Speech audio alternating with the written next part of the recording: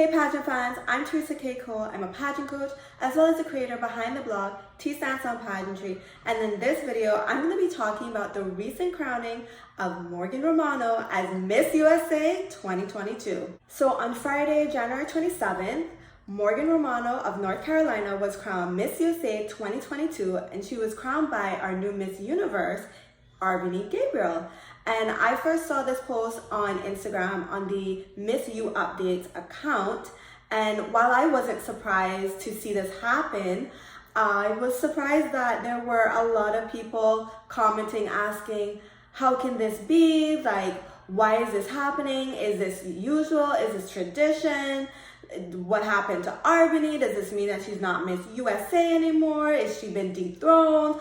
All of these questions. And I was confused because I feel like this is I know this is definitely not the first time that a Miss Universe who was Miss USA has gone on to crown her first runner-up. This is standard practice for the Miss USA system. And in fact, because it's standard practice, I kind of just assumed, over the years that this was just standard practice in all countries. Like, I just assumed that, if your national title holder basically wins an international title, that she would then pass her duties on to her first runner-up. Because as a holder of a new title, so I'm sure it says in the contract that you can't hold the title of like two different pageants.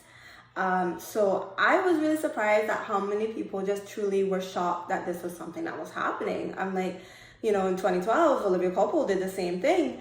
So I didn't think it was that big a deal, but apparently so many people had questions about it. And in the response, the girl who runs the Miss U Updates, I think her name is Nika, she responded and saying that, this happens in other countries as well, where, the national title holder has other responsibilities, where she actually does reign throughout their country and isn't just selected to represent at Miss Universe.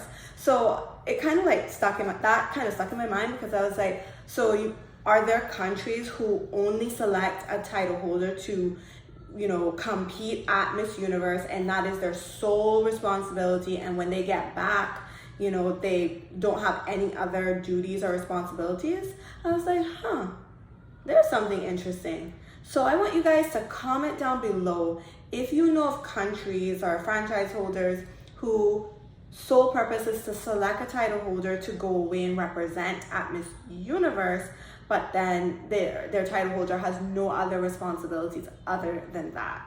Because I feel like if that is the case, I wonder if they have more of an advantage, because if their sole thing is that they find a title holder, prepare her, send her away to compete, and then, she comes back and she doesn't have any other duties or responsibilities, and all they have to do is prepare for their next pageant to find their next girl, I'm thinking over here maybe that gives them an advantage, because if you don't have to worry about planning for events and activities for the title holder, you can focus on getting a new group of girls for your next pageant, and you can do that rather quickly, giving you more time to find your next girl and train her up. Just food for thought. So comment down below, and of course I'm thinking, is this something Cayman should look into? I wonder what the pros and cons of that is. For those of you who don't know, in our country, our title holder does reign, and she does get involved in the community and shows up to events and appearances and things like that. So we definitely still have things for her to do when she gets back from Miss Universe. Miss Universe is not the end all and be all for her reign. So it was interesting to me to find out that there possibly are countries out there that just select a winner to go away to Miss Universe. The more you learn, I guess. But yeah, definitely food for thought, and I would love to hear what you guys think. Do you guys think this gives countries that actually follow this an advantage? I don't know, because I don't know which countries do it. So you guys have to let me know down below if you're from a country where this does happen. But to answer the question, Arbany is Miss Universe now. She has her own responsibilities to follow, so she can't carry out the duties of Miss USA. So it's only fair that she pass on the crown to her first runner-up. And that's why you have that little clause in there that says, if for any reason the new Miss USA or the new title holder can't fulfill her duties, the runner-up will take her place for these instances as well, where your title holder has won a international title now. So now the first runner-up takes over. I do think it's sad that we won't get to see Morgan compete at Miss Universe.